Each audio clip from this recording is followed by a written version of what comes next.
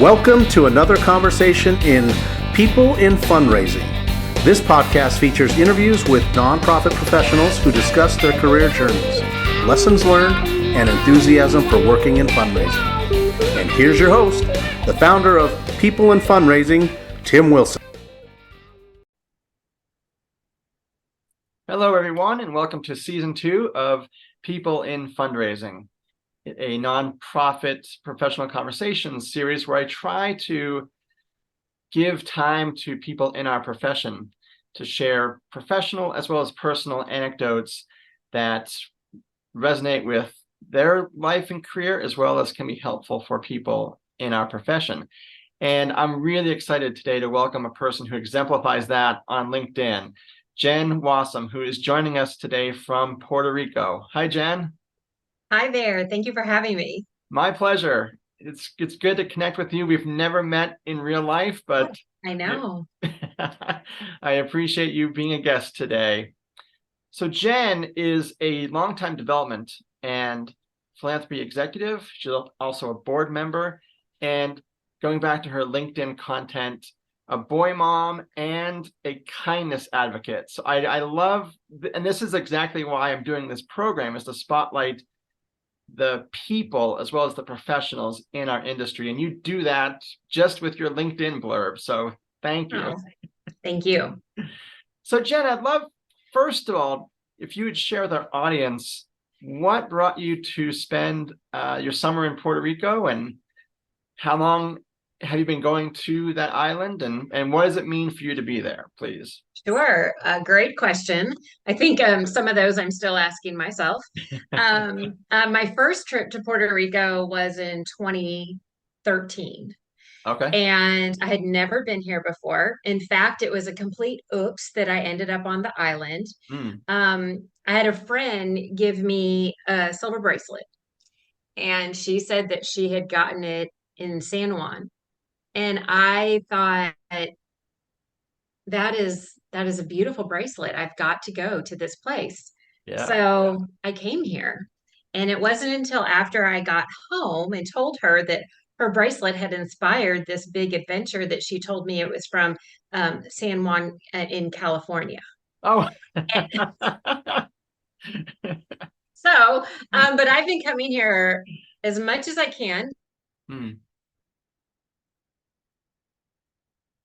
I love this island.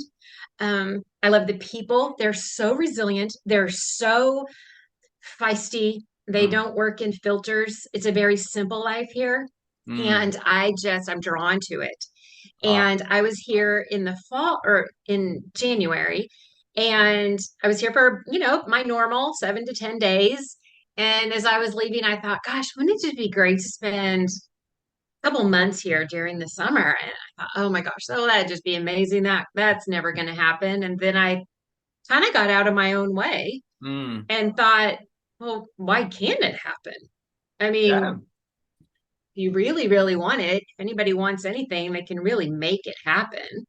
And so I just started kind of putting things in motion, and here I am. And what does it mean to be here? That's a good question. I think I always tell my family and my friends who are very, always like, why do you go there? And how long are you staying? And are you going to buy a house? And are you scared? Is it safe? All the things. Is it ultimately, I feel the most me when I am here. Oh, awesome. It just feels like on the streets of Old San Juan, that is where I say I breathe the best. And so that's what it means. That's what it means for me to be here. Well, that is beautiful. I'm glad you found that place that resonates so well with you, and you find that meaning and purpose there. Yeah, I actually, it's interesting you should say that, because I put that on Instagram the other day that, I feel so incredibly fortunate that I have found my place. And I grew up all over the world. My dad was in the military, and so I went to high school in Turkey, and then they were in Italy and Holland, and I would go back there on all of my breaks. And so after traveling all over, I mean, this isn't what I really saw as being my place. But I am so full of gratitude that I have found it. And I just use that as a platform to say, if you haven't found yours, go find it. Mm-hmm. Like at least start looking. Because I didn't come here with the intention of finding it. I literally stumbled on it. That is so cool. Wow. And I wonder, I'm just thinking out loud, kind of impromptu, like, do you journal about this, or are you keeping a record of, the thoughts, the feelings, the personal development that can happen when you find that place? It's interesting you should ask that. On all my other visits, I never have. Okay. But on this trip, I have. Oh, okay. And, I'm joke. My friends joke that it's my own little eat, pray, love adventure. And I'm like, well, no, it's not quite that long. But I have started journaling. I started on the plane. Oh, okay. And in all honesty, a few days before I left, my aunt died unexpectedly. Hmm.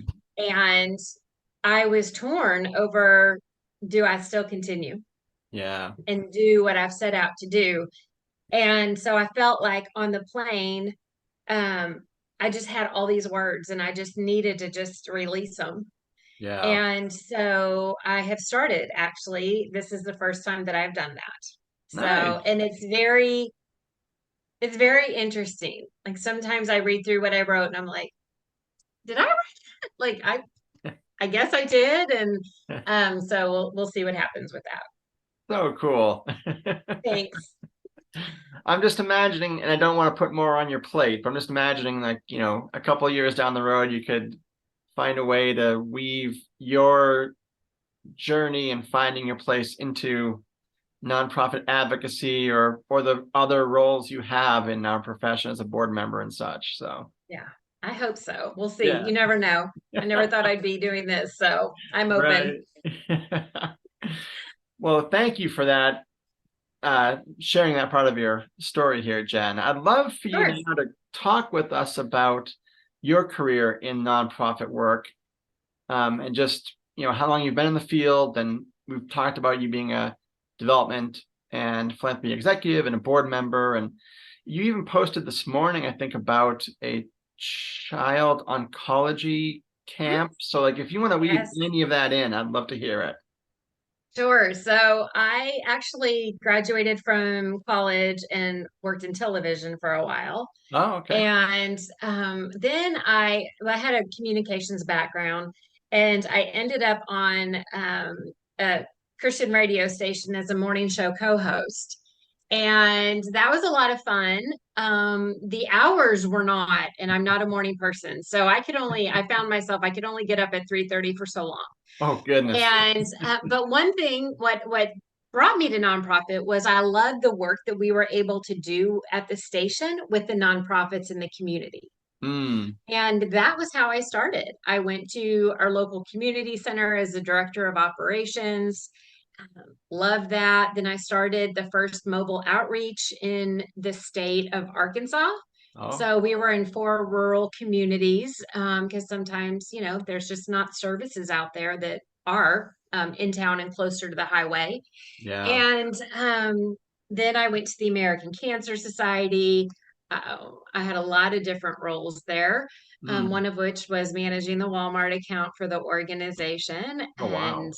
that was fun. And so yeah, so I've done a lot.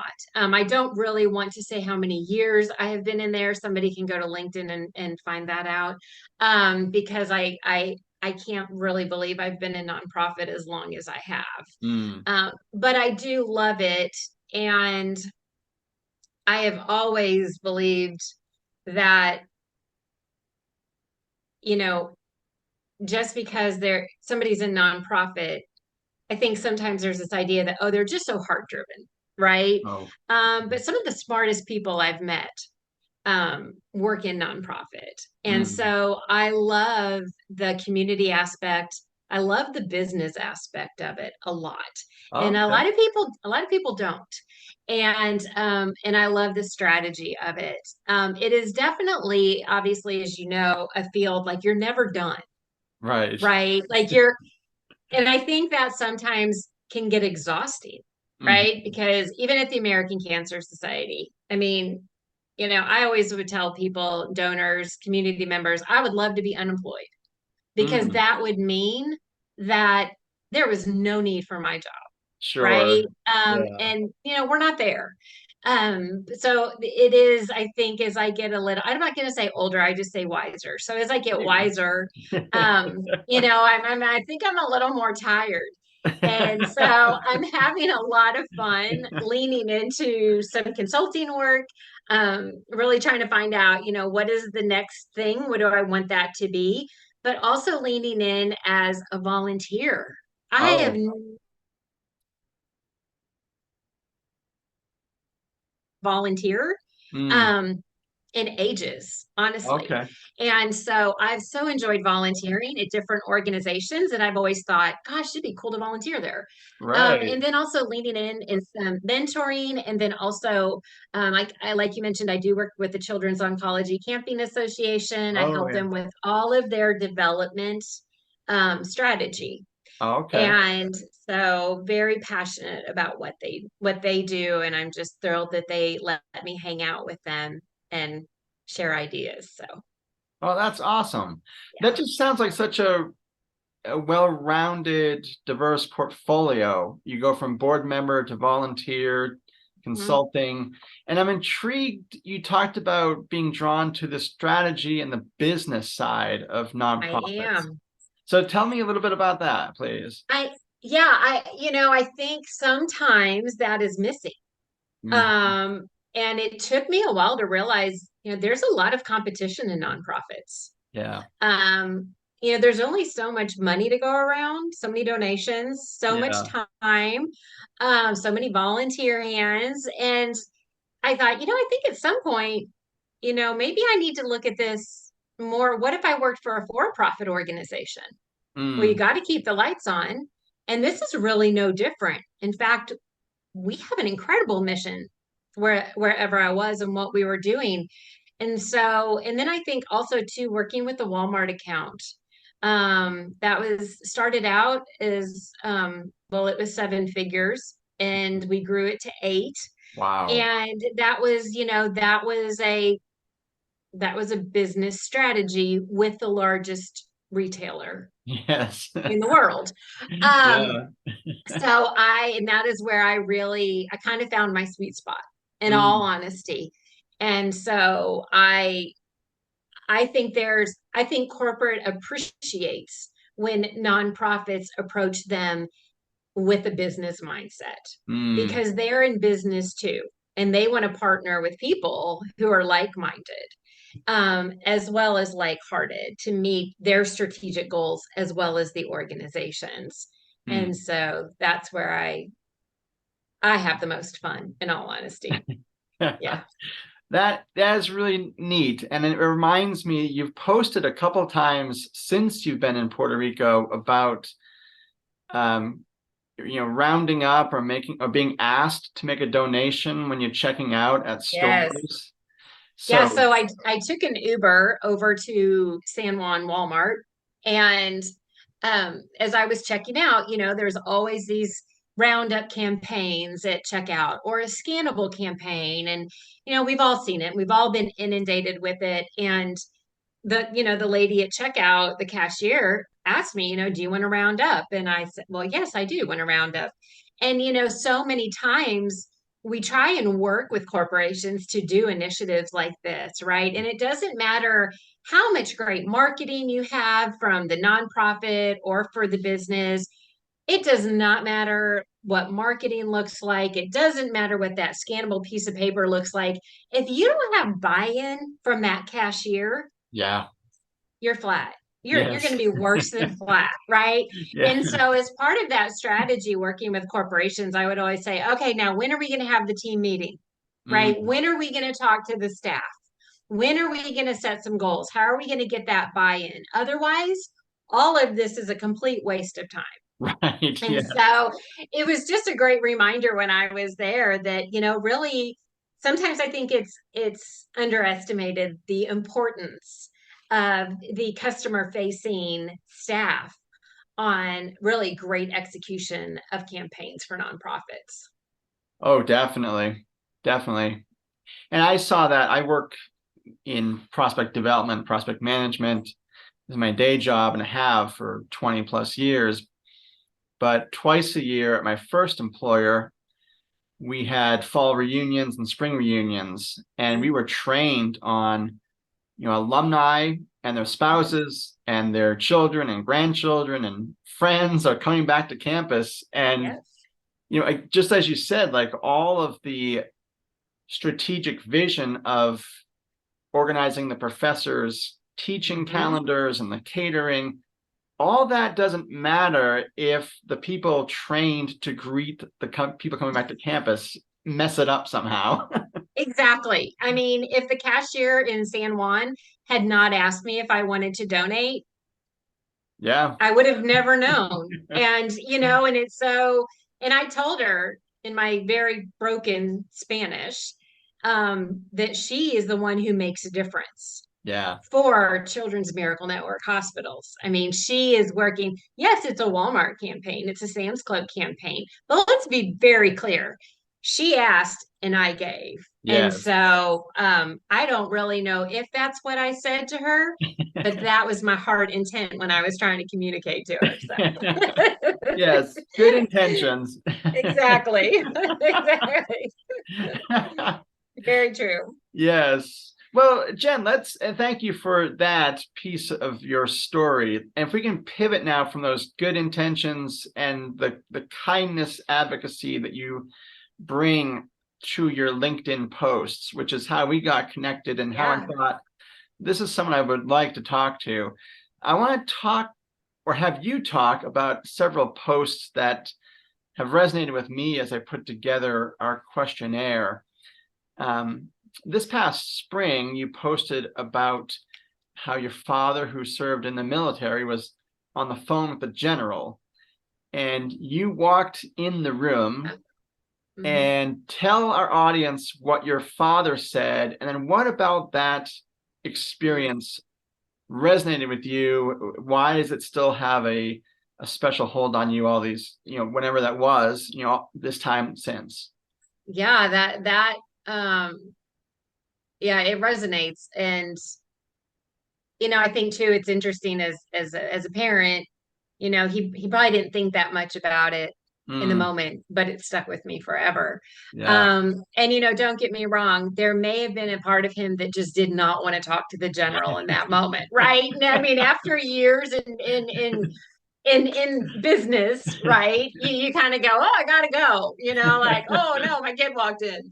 But that was actually more than just that moment. That was all the time. And he was very successful in his career in the Air Force, extremely successful, but he wasn't, and he passed away 20 years ago. But he wasn't buried in his uniform. I mean, he was a full bird colonel when he retired, but it didn't define him. Who he was and how he showed up was human and kind. And so whenever I talk to the twins, we'll talk about the word humankind, and I'm like, you can be both. You can be human and you can be kind. And his leadership that I was able to watch until I went to college, and how he interacted with everybody. But yet how he did prioritize his family and protect his own priorities has stuck with me. I mean, obviously, my whole life. So, yeah. That's powerful. I Yeah. love that anecdote. Yeah, I think, kindness,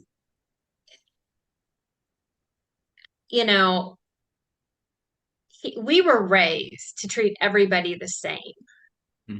And if he saw us not doing that, it wasn't good. Right. And the old saying, everybody puts their pants on the same way, so it didn't matter to him if you were an airman just starting out or if you were the general, right? And he had that reputation. And it's interesting what I've heard since he has died. Mhm. About his authenticity. And when he died, there was an Air Force award named for him for his leadership. Oh, wow. And every year I check to see, like who's won that this year. Sure. And I just love that that continues. But really, truly, his generosity. I remember when he was sick, and we knew that he was not gonna make it. Mm. One morning I went in, and he was task oriented. He had a list. I mean, even when he was in bed, right? Yeah. And I said, all right, well, what are we doing today? And he said, you need to take all my sweaters to the dry cleaners. Hmm. And I said, well, that's very interesting, but because for one, it's summer. And number two, you're kind of not going to be around Yeah. to wear them. Mm. And Yeah. how does that work? Help me understand.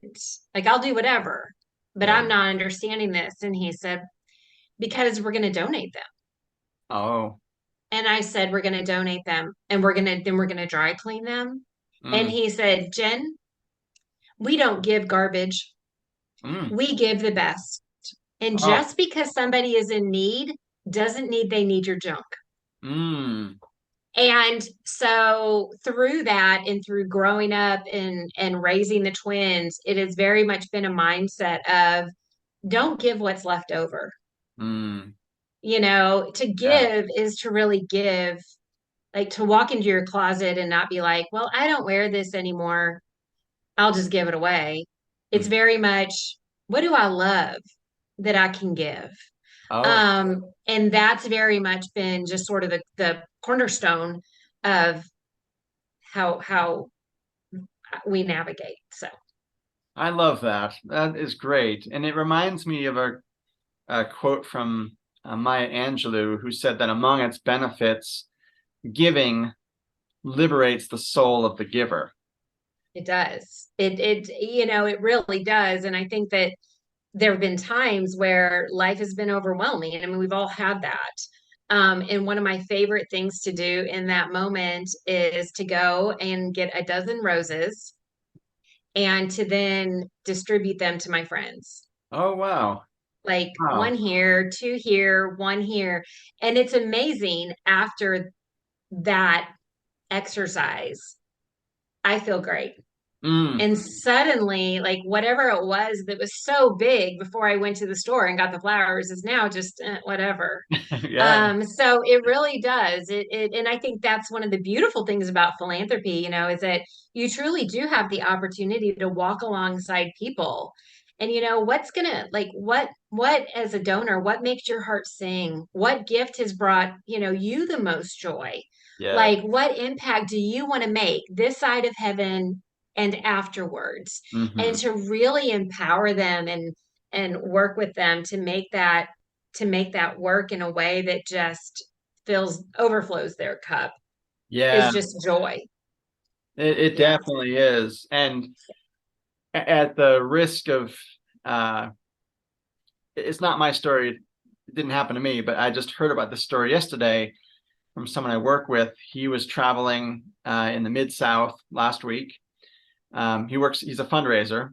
Okay. And so he is looking to raise money from Mhm. donors. But he had an experience where he felt that he gave and he received.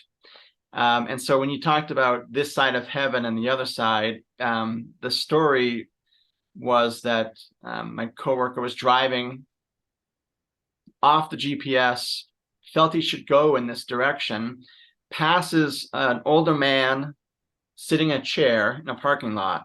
And there's a wooden sign that says, "Can I pray for you?" And so my coworker was like, "Yeah, totally." Pulls into the parking lot. They have this really, interesting conversation. And the man takes my coworker's hands and he prayed for him right there by name. And then my coworker's like, "Well, this was amazing. This guy does this. And I Yeah. want to find out more about him." And turns out this man has felt called by God for the last 10 years to do this 5 days a week in middle of nowhere. Well, where is he? Because I want to go find him. I can ask. Yeah. And I have been talking to organizations and like, what's going to be next for me, right? And at the end of one of the calls, the gentleman says, faith-based organization, he said, can we pray together? Mm. And Wow. I promise you that was a first. I mean, oh, sure. We can. And it just had this real, you're talking to somebody new and it can be uncomfortable and stressful. And, there are a lot of unknowns, and it just was peace. Oh, beautiful. And, and I thought, yeah, maybe he has this job, but what he does is so much bigger Yeah. than either his hours or his title or the job description. So Yes. I love that story you shared, though. That's so good. Yeah. And so he, and that just, for him, it was like this moment of, why did I go off GPS and I ended up following a different path, and just it was meant to be. And so he felt like I gave some of my time, gave him a connection, but I ended up, being the recipient of so much that was good about it.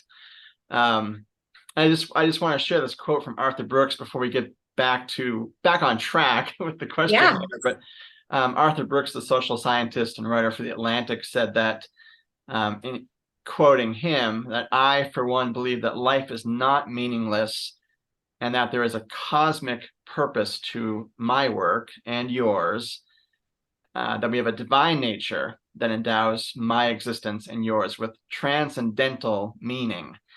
And I think, as you just shared with talking with a faith-based organization, I think people are searching for that transcendental spiritual connection too in these days, and how do we bring that into our work?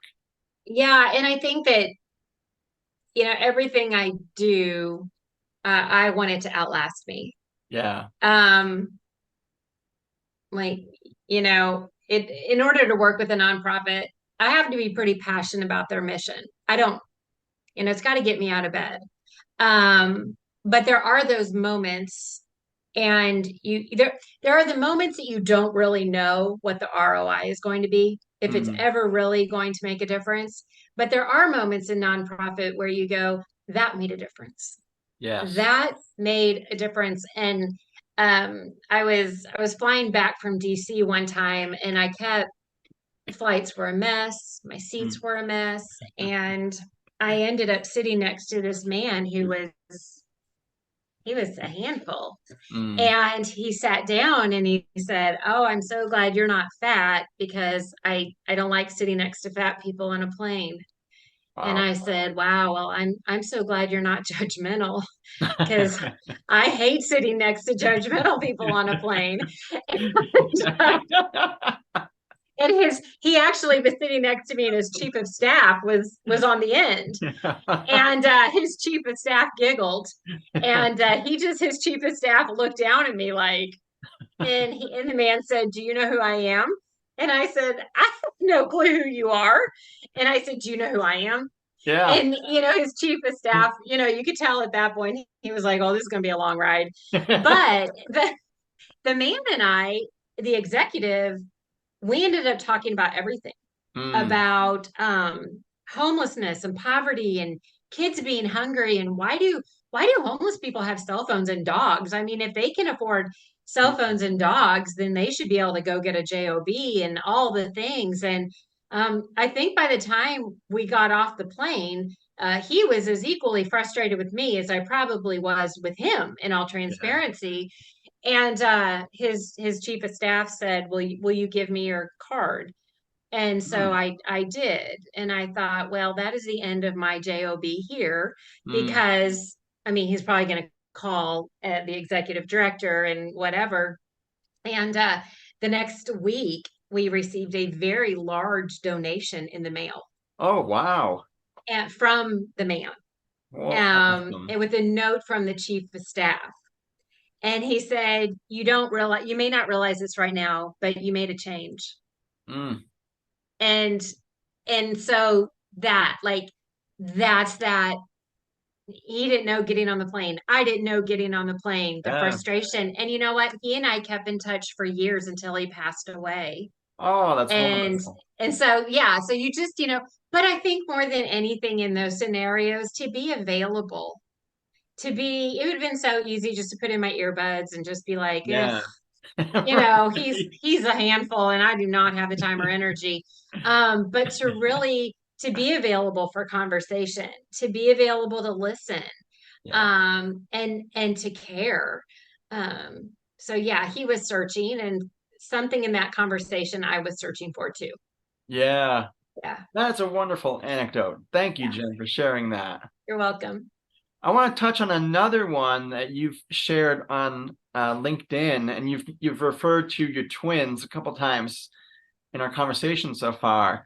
So if I can read the quote, Sure. and then um, just if you want to share with us what you hope your twins have taken from your example, professionally and personally, I'd love to have you share that. So your post said, quote, "Mom, I remember when you started in nonprofits, and it's been so fun to watch you through the years. You've taught me that persistence and hard work are worth it." End of quote. So how did that make you feel at the time? And again, what stays with you from that beautiful anecdote? How did I feel at the time? I I felt grateful that they had watched.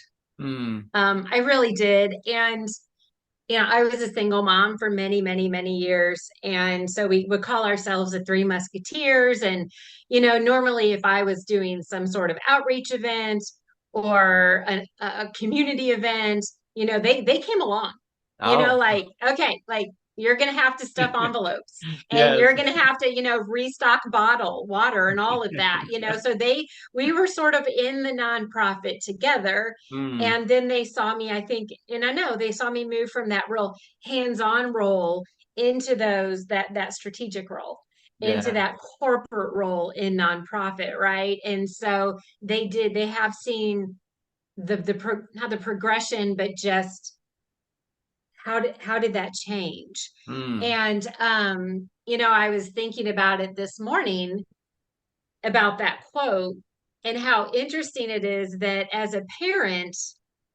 like you kind of want to shield your kids yeah. from the hard Yeah. and what's hard. But then you don't want to shield them because you want them to be prepared for reality, Yeah. right? So it's that balance, I think, of what do I show you? What do you see? What do I think I'm not showing you, but you're really seeing anyway? Mm-hmm. And then how do I prepare you for, your first couple jobs in nonprofit, you're probably going to have to move some bottled water. Right. Like this is just the reality. And jobs are hard, even if they're in nonprofit. And Yeah. so the fact that, he mentioned that, it just made me feel like it was all okay. It Yeah. was all right. It was the way it was supposed to be. And today, they've moved out. They're at the University of Arkansas. They're going into their junior year. Wow. They took the cat.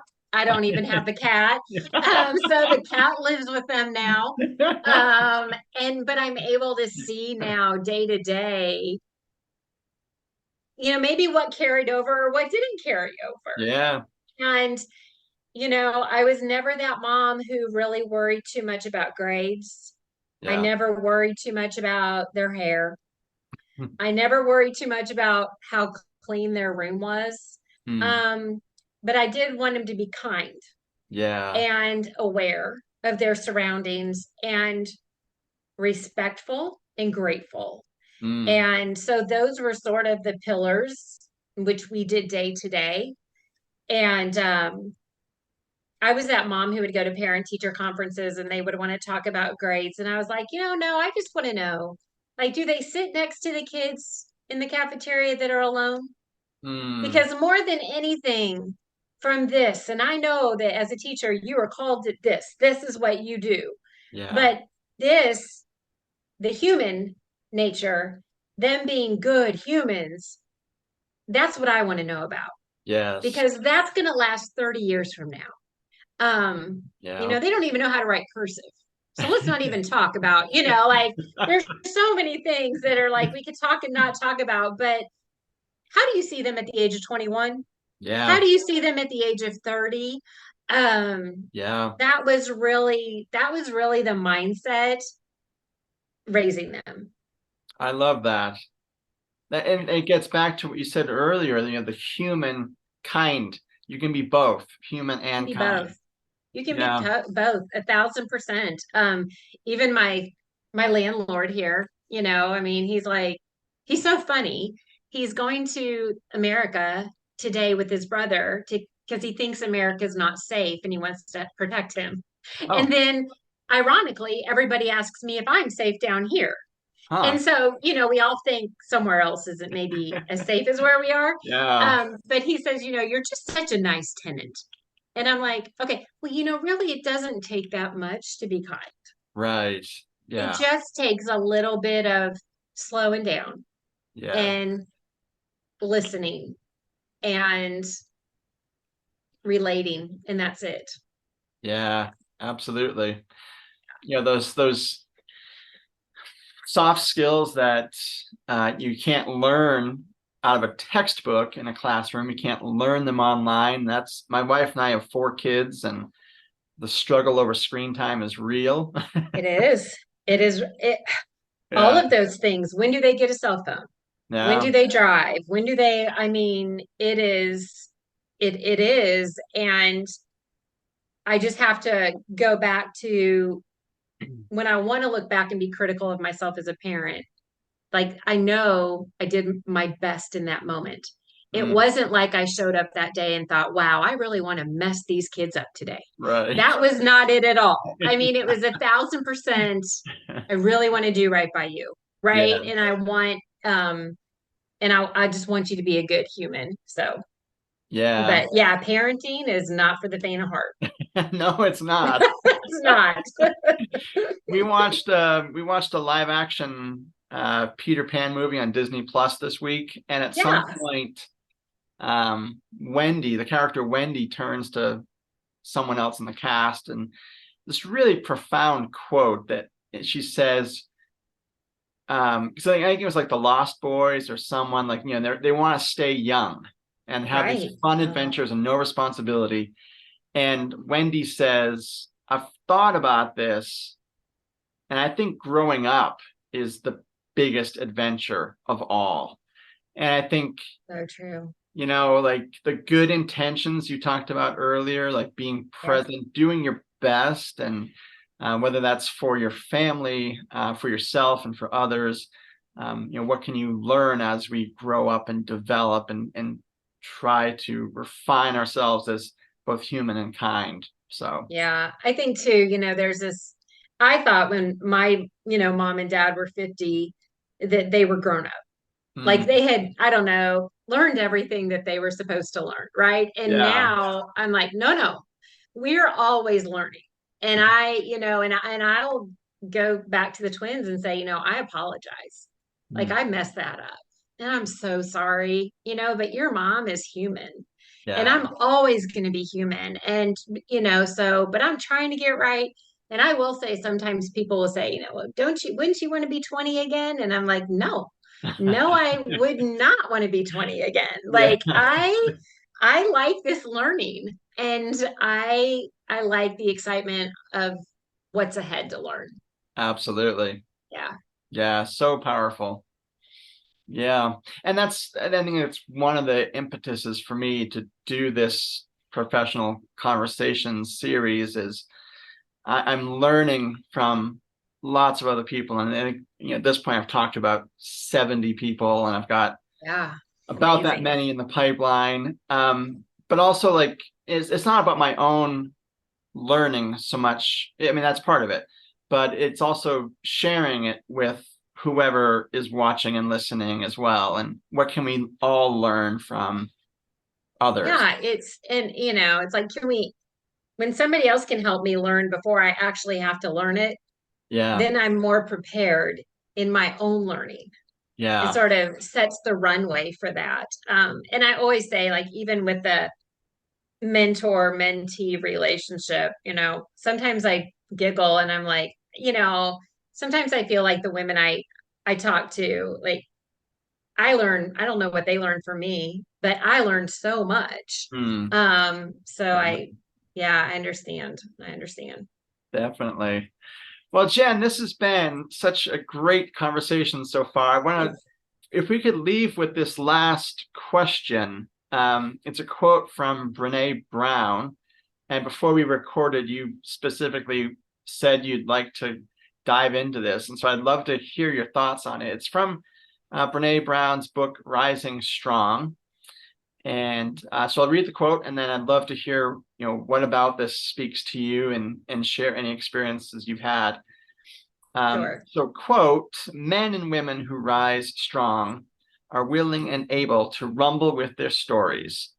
By rumble, I mean they get honest about the stories they've made up about their struggles, and they're willing to revisit, challenge, and reality check these narratives. So take it from there, please. I love Rising Strong, and I'm such a fangirl of Brene Brown. It's not even funny. Um, but I love that quote. Mm, And, here in Puerto Rico, I'm here by myself with the rescue cat on property. And so, there's a hammock outside, and I spend a lot of time in that hammock with my thoughts. yeah. And people who don't sit with themselves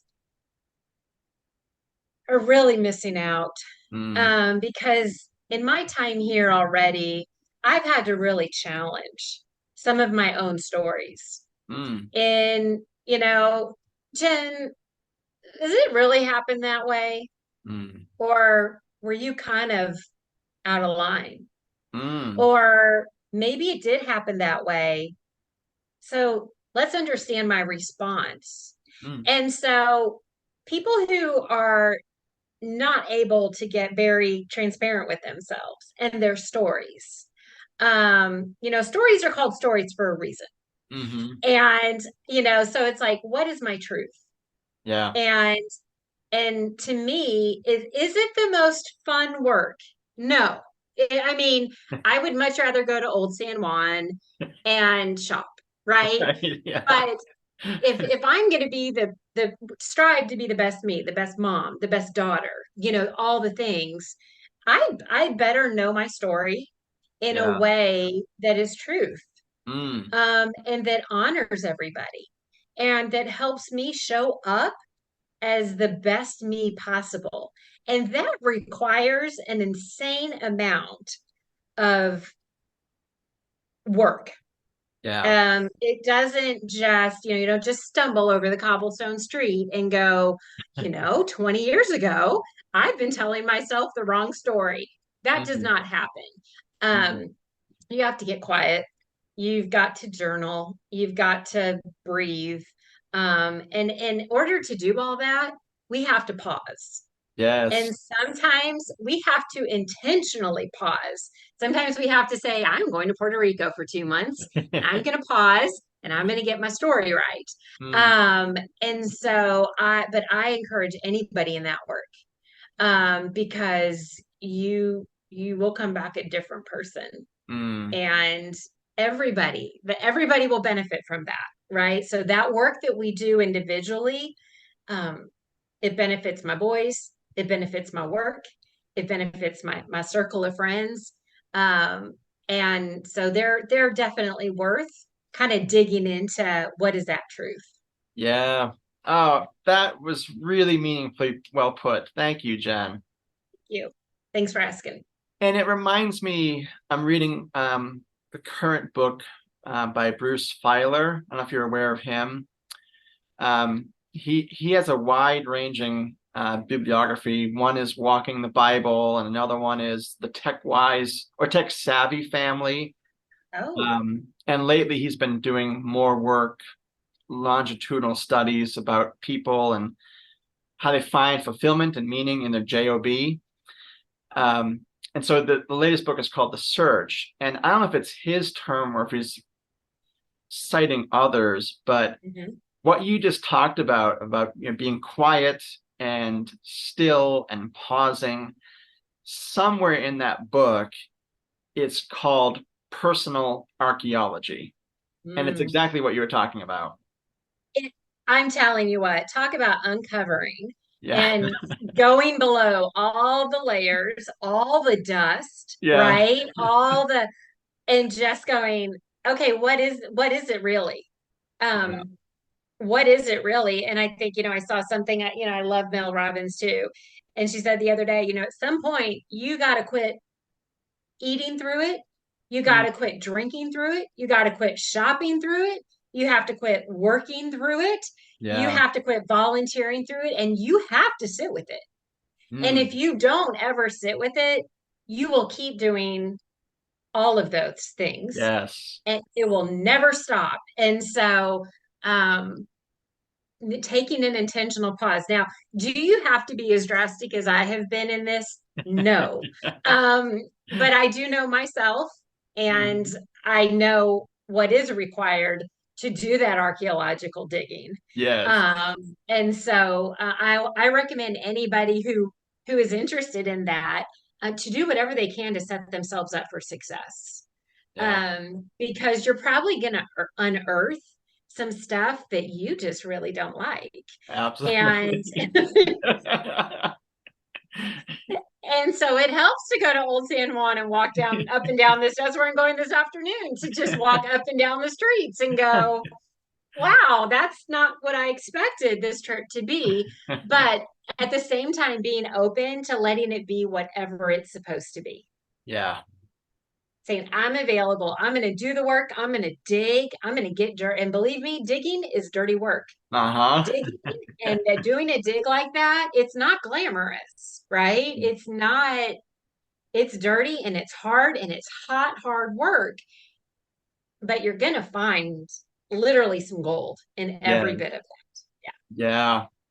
Oh, that was well put. Thank you, Jen, it was unscripted, but you picked right up on that archaeology and wove it back into what you were saying. So well done. That was beautifully put.